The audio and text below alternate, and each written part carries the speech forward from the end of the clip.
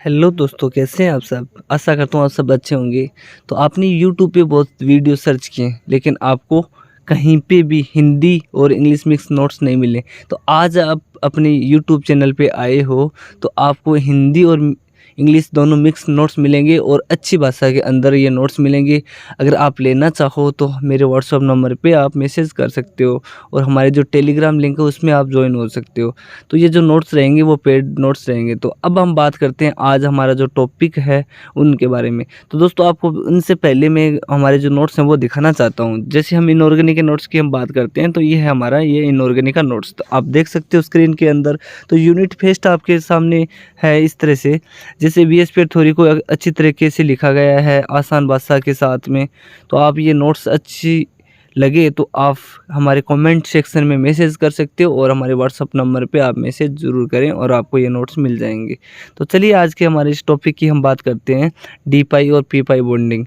तो देख सकते हो पहले ये नोट्स आप तो देख सकते हो गाइस, ये मैंने ये करवा दिया है। अगर ये वीडियो नहीं देखा है तो आप डिस्क्रिप्शन में जाइए और ये वीडियो देखिए बेंट रूल वाला। और मैंने लास्ट डायग्राम है वो भी करवा दिया दोस्तों। अगर वो नहीं आपने देखा है तो वो भी जाके आप देख सकते हैं। तो अब ये जो यूनिट फेस्ट है उसकी पार्ट बी है, उसका जो हम टॉपिक लेने जा रहे हैं ये भी क्वेश्चन नंबर 3 है। ये सारे के सारे इसमें आपको मिल जाएंगे। तो अभी मैं जो बात करूँगा वो दिखाते हैं आपको कौन से की हम बात करेंगे। डी पाई और पी पाई बॉन्डिंग की हम बात करने जा रहे हैं। तो चलिए कहाँ से लगाए, अभी मैं देखता हूँ। ये ब्लास्ट डायग्राम का देख लो कितना अच्छा नोट्स मेरे पास है। आप लेना चाहो तो ज़रूर कमेंट करें। तो आप लोग टेंशन लेने की कोई आवश्यकता नहीं है। अगर आपके एग्ज़ाम एकदम से नज़दीक है और आप नहीं पढ़ पा रहे हो तो हमारे चैनल आपके लिए एकदम से तत्पर रहेगा, आप लोगों के लिए और फुल सपोर्ट करेगा। तो आप लोग अगर चैनल को सब्सक्राइब नहीं किया तो प्लीज़ आप सब्सक्राइब कर लें और वीडियो अच्छा लगे तो कमेंट जरूर करके बताएं। तो अब आज हम बात करते हैं डी पाई और पी पाई बॉन्डिंग की। तो आपको पता चल रहा होगा कि भाई डी क्या है पी क्या है। तो सीधी सी बात है दोस्तों, डी का मतलब होता है जैसे आपने पढ़ा होगा 12वीं 11वीं क्लास के अंदर जो डी कक्षक पी कक्षक एस कक्षक, तो बस वही बात है और ज़्यादा कुछ बात नहीं। बॉन्डिंग का मतलब क्या होता है, बंधन, यानी बंध बनाना, एक दूसरे के साथ में बंध बनाना। तो इसी तरह से इनके मध्य बंध बनने की ये प्रक्रिया है। तो चलो आज का ही इस टॉपिक करते हैं। क्वेश्चन किस तरह से आएगा वो आपको हम दिखा देते हैं। तो गाइज इस तरह से आपको ये क्वेश्चन आपको नजर आ रहा है आपको कि what is D pi P pi bonding. तो दोस्तों ये जो क्वेश्चन आता है आपका ये 4 नंबर का भी आ सकता है, कहीं पे 3 नंबर का भी आ सकता है।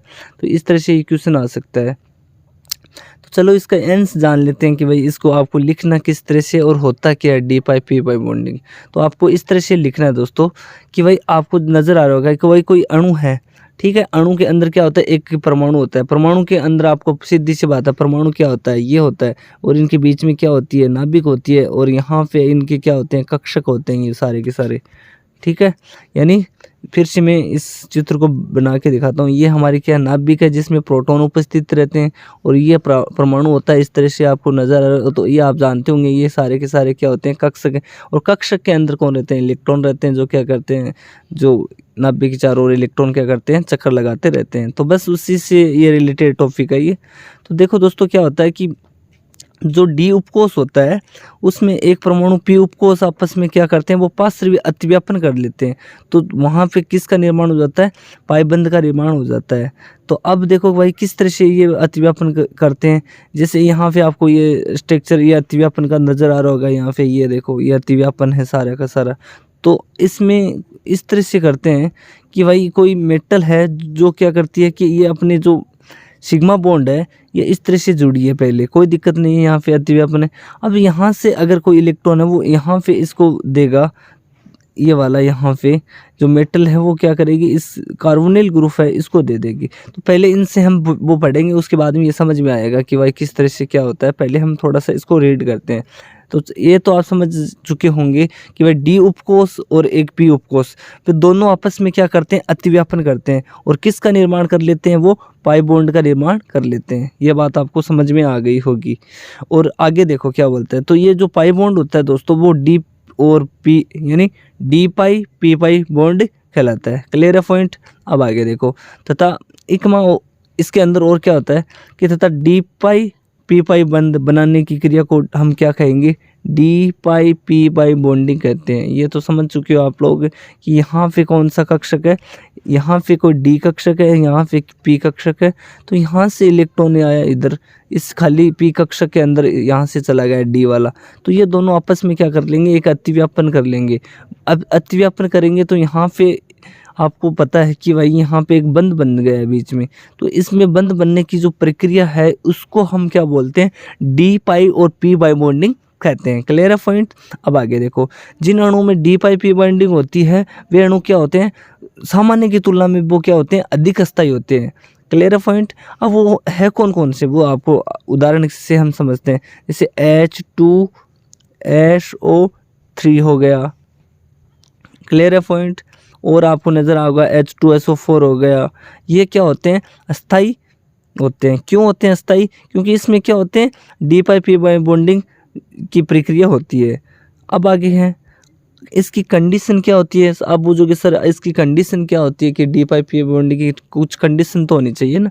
तो कंडीशन आपको हम बताते हैं। पहली कंडीशन ये बोलती है कि डी पाई पी पाई बॉन्डिंग है, उसके लिए मुख्य शर्त आपको ये लागू रखती है कि किसी एक परमाणु है जो डी कक्षक से भरा हुआ होना चाहिए। मतलब माना कि यहाँ पे कोई एक परमाणु है और यहाँ पे एक परमाणु है, तो इसमें जो कक्षक है वो क्या होना चाहिए, एकदम से पूर्ण, यानी डी कक्षक है वो भरा हुआ होना चाहिए।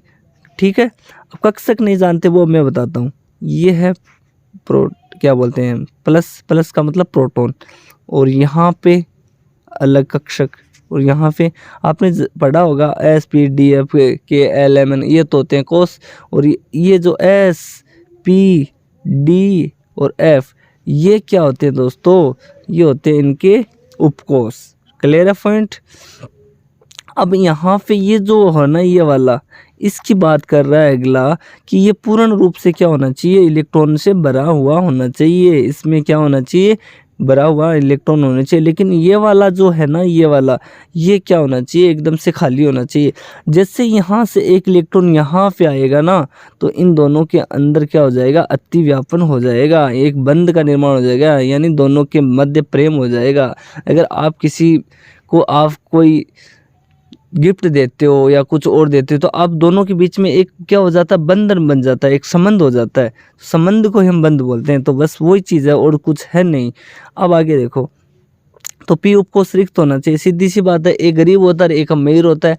जब कोई अमीर व्यक्ति किसी को दान देता है या कुछ देता है तो वो एक उसके साथ इतना लगाव हो जाता है, एक बंध का निर्माण हो जाता है। तो इसी तरह से इनके अंदर हो जाता है कि भाई डी कक्षक है वो तो एकदम से भरा हुआ होना चाहिए, वो तो अमीर होना चाहिए, और पी उपकोष है वो क्या होना चाहिए, एकदम गरीब होना चाहिए। तो भाई पी उपकोष के पास कुछ है नहीं और डी कक्षक क्या आएगा, उसको दे देगा, तो दोनों के मध्य क्या हो जाएगा, अतिव्यापन हो जाएगा। तो आ रहा है ना समझ में, मज़ा भी आ रहा होगा पढ़ने में। आशा करता हूँ आपको अभी तक लाइक कर दिया होगा और अपने चैनल को सब्सक्राइब कर दिया होगा दोस्तों। अब आगे देखो, तो डी उपकोष तथा पी उपकोष में पार्श्वी अतिव्यापन होना चाहिए। तो भाई साहब सीधी सी बात है कि भाई अगर इन दोनों के अगर खाली होगा तभी ये पार्श्वी अतिव्यापन दर्शाएंगे, नहीं तो कुछ है ही नहीं। अगर दोनों अमीर अमीर मिल जाएंगे तो भाई किसी की थोड़ी ना हो जाएंगे। तो व्यक्ति जिसको पैसा की आवश्यकता है वही लेगा ना, वो दूसरा थोड़ी ना लेगा। अब आगे देखो, डी उपकोष की जो सममिति होती है वो क्या होती है, पी उपकोष की सममिति की समान होनी चाहिए। ये भी बात सही बताइए कि भाई जो लेने वाला है ये थोड़ी ना कि भाई कोई कैसा हो कोई जैसा हो, लेकिन दोनों की स्थिति बताइए कि सममिति की बात करें वो अलग बात होती है दोस्तों। तो जो सममिति होती है वो क्या होनी चाहिए, इनकी समान होनी चाहिए, तभी इनकी अतिव्यापन की अनुमति देगा। ठीक है। तो इसकी आपको स्थिति ये समान आ रही होगी, इसकी समान आ रही होगी, तो आप नज़र आ रहे होंगे कि भाई ये पी है और यहाँ पे पी है, तो यहाँ पे इसका एक इलेक्ट्रॉन यहाँ पे हो गया और इसका एक इलेक्ट्रॉन यहाँ पे चला गया। तो इस तरह से ये क्या कर रहे हैं, अतिव्यापन कर रहे हैं। अब क्या नीचे दिया कि इन तीनों अवस्थाओं का वर्णन समय करना है, तो वही सीधी सी बात है, ये अवस्था क्या है, अतिव्यापन दर्शा रहा है। अतिव्यापन अधिकतम होना चाहिए। अगर अतिव्यापन ज़्यादा होगा दोस्तों तो जो पाई बॉन्ड है उतना ही ज़्यादा निर्माण करेगा, बनेगा, मतलब सीधी सी बात है, ज़्यादा पैसा दोगे तो जितना ज़्यादा और ज़्यादा लगा हो जाएगा, और कम होगा तो और कम हो जाएगा। तो बस वही बात है दोस्तों, अगर कम अतिव्यापन होगा, अगर कम आप दोगे तो थोड़ा ऐसे सोचेगा हाँ भाई दे दिया जैसा ही है, लेकिन जब ज़्यादा दोगे तो वो और ज़्यादा लगा हो जाएगा। तो बस वही बात है दोस्तों, इंटरेस्ट लेके पढ़ो, नहीं कि बोर होके पढ़ो। तो भाई आपको मज़ा आ रहा होगा। मैं तो ये चाहता हूँ कि आप एकदम से अच्छी तरीके से पढ़ के जाओ और अच्छी तरीके से लिख के जाओ।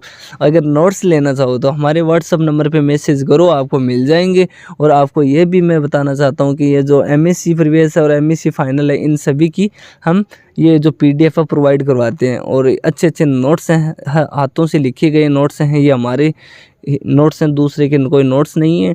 और अगर आप ये चाहते हैं कि सर जी मेरे को तो ये नोट्स लेने हैं, तो मिल जाएंगे। बस ज़्यादा कुछ नहीं है, बस नॉर्मली चार्जेस लें, ज़्यादा पैसे नहीं रखते हम लोग। बस पढ़ाई के प्रति आप ये मत सोचो कि ये अलग है, लेकिन पढ़ाई एक ऐसी है कि आप यहाँ पे कुछ व्यर्थ में नहीं गवा रहे हो, एकदम से आपके भविष्य के लिए कर रहे हो। तो ये आप जाते हो कहीं सैर पे तो कितने पैसे खर्च कर लेते हो, लेकिन एक पीडीएफ के लिए कुछ भी नहीं है आपके बराबर। तो आप अगर ले लेना चाहो तो मेरे से कांटेक्ट कर लेना, ठीक है। अब दूसरा पॉइंट अब आगे देखते हैं।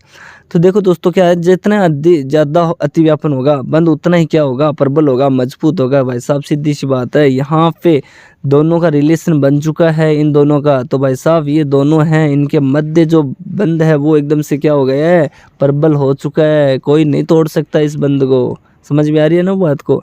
अब आगे क्या बोल रहा है, यदि पी कक्षकों में इलेक्ट्रॉन हो तो डी उपकोष रिक्त हो तो कभी डी पाई बॉन्डिंग हो जाती है। इस स्थिति में इलेक्ट्रॉन का स्थानांतरण पी उपकोष से डी उपकोष में होता है। समझे इस पॉइंट को भाई, कि पी कक्षकों में इलेक्ट्रॉन हो, मतलब समझे इस पॉइंट को। ये हमारा क्या है, ये समझा देता हूँ मैं आपको। ये पी और ये डी, अब इस पी के अंदर कोई इलेक्ट्रॉन उपस्थित हो, पी के अंदर क्या हो, इलेक्ट्रॉन उपस्थित हो, तो डी उपकोष रिक्त हो, तभी भी क्या हो सकता है, डी पाई पी बॉन्डिंग हो जाती है। ये नहीं है कि भाई यहाँ पे ये पी और डी, इन दोनों के मध्य दोनों फुल इलेक्ट्रॉन है, इनके फुल इलेक्ट्रॉन, तो इन दोनों के मध्य अतिव्यापन नहीं हो सकता। लेकिन एक को क्या होना चाहिए, गरीब होना चाहिए, यानी खाली होना चाहिए, तभी इन दोनों के मध्य अतिव्यापन हो सकता है।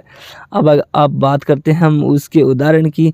तो देखो, मेटल कार्बोनिल कंपाउंड की हम बात करते हैं, हिंदी में बोलें तो भाई धातु कार्बोनिल यौगिक की हम बात करते हैं। क्या है वो समझते हैं। तो धातु व लिगेंड के मध्य क्या होता है दोस्तों, पाई बॉन्ड पाया जाता है, जो डी पाई पी बॉन्ड होता है। तो भाई आपने पढ़ा होगा कि भाई कोई धातु है और कोई कार्बोनिल यौगिक है, उनके मध्य जो बॉन्ड होता है वो क्या होता है, पाई बॉन्ड होता है। क्यों होता है जानते हैं। तो धातु कार्बोनिल यौगिक होते हैं, उसमें क्या होते हैं, कार्बोनिल लिगेंड का कार्य करता है, सीधी सी बात है। और ये अपने इलेक्ट्रॉन को क्या करता है, युग्म मेटल आयन को दे देता है। यानी जो अपने इलेक्ट्रॉन होते हैं वो क्या करते हैं, मेटल है ना, उसको ये दे देता है, ठीक है, मेटल आयन को दे देता है, जिससे क्या होता है, सिग्मा बॉन्ड का निर्माण हो जाता है। तो यहाँ पे ये मेटल को ये अपने इलेक्ट्रॉन है यहाँ पे दे रहा है, देखो तो यहाँ पे कौन सा बॉन्ड बन चुका है, मेटल को देने के बाद में सिग्मा बॉन्ड बन चुका है, ठीक है। लेकिन इससे धातु अपने इलेक्ट्रॉन घनत्व वह बहुत अधिक बढ़ जाता है, मतलब इसका जो घनत्व है दोस्तों धातु का वो बहुत ज़्यादा बढ़ता है, जिससे धातु अपने जो डी खाली यानी फिल डी उपकोष से इलेक्ट्रॉन युग्म लिगेंड के सी कार्बोनिल के रिक्त पी उपकोष में भर देता है, और जिससे पाई बॉन्ड बनता है। तो डी पाई पी बॉन्डिंग कहलाती है दोस्तों। तो ये हमारा ये डी पाई पी बॉन्डिंग का टॉपिक यहाँ पे क्लियर होता है। तो आज का ये वीडियो आपको कैसा लगा कमेंट करना न भूले। और अगले नेक्स्ट वीडियो में आपको लेके आ रहे हैं हम लोग example explain the energetic of hybridisation. तो ऊर्जा वितरण, इसके बहुत सारे कमेंट आ रहे हैं बच्चों के, तो अगले वीडियो में आपको ये मिलेगा। तो आपको नोट्स लेना तो आप जरूर कमेंट करें। तो वीडियो को लाइक नहीं किया तो लाइक करें, चैनल पर नहीं हो तो सब्सक्राइब जरूर कर लें। मिलते हैं नेक्स्ट ब्लॉग में, ब्लॉग में हमारा चैनल दोस्तों कृष्ण चिंडालिया ब्लॉग्स हमारा यूट्यूब चैनल भी है, तो उनको भी जाके आप हमारे ब्लॉग्स देखते हैं, देखें जाके। तो मिलते हैं नेक्स्ट में। तो अब के लिए bye bye, thank you so much.